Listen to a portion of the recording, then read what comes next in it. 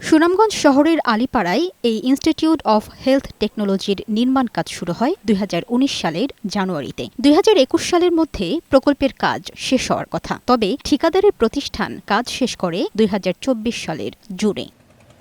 প্রায় ৩৬ কোটি টাকা ব্যয়ে নির্মিত এই আইএইচটি কমপ্লেক্সে মোট ভবন ৭টি। এর মধ্যেই রয়েছে একাডেমিক ভবন, শিক্ষার্থীদের হোস্টেল, শিক্ষকদের কোয়ার্টার। এখানে কোনো জনবল নিয়োগ হয় না, যার জন্য কোনো কার্যক্রম চালু হচ্ছে না। সরকারের কোটি কোটি টাকা এখানে অপচয় হচ্ছে, যার কারণে আমাদের সুনামগঞ্জের অনেক শিক্ষার্থী আছে, তারা কোনো প্রশিক্ষণ নিতে পারতেছে না। অনেকে সিলেটে, অনেকে ঢাকা, অনেকে বিভিন্ন জায়গায় যাইতেছে। প্রকল্পটির কাজ শেষ হওয়ার পরপরই বুঝে নেওয়ার জন্য সিভিল সার্জন ও স্বাস্থ্য প্রকৌশল অধিদপ্তরকে চিঠি দেয় ঠিকাদারি প্রতিষ্ঠান, তবে এখনো হস্তান্তর করতে পারেনি তারা। চালু করে সুনামগঞ্জের সকল শিক্ষার্থীদের জন্য সুযোগ সৃষ্টি করে দেওয়া। প্রতিষ্ঠানটি চালু করার কোনো উদ্যোগ নেয়নি কর্তৃপক্ষ।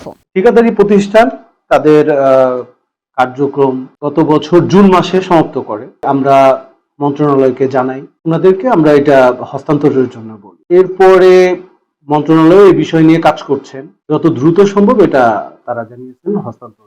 Sunamganj institute of health technology চালু হলে স্বাস্থ্য খাতে দক্ষ জনবল তৈরি হবে। হাওর অঞ্চলে স্বাস্থ্যসেবার মান বাড়বে বলে আশা স্থানীয়দের।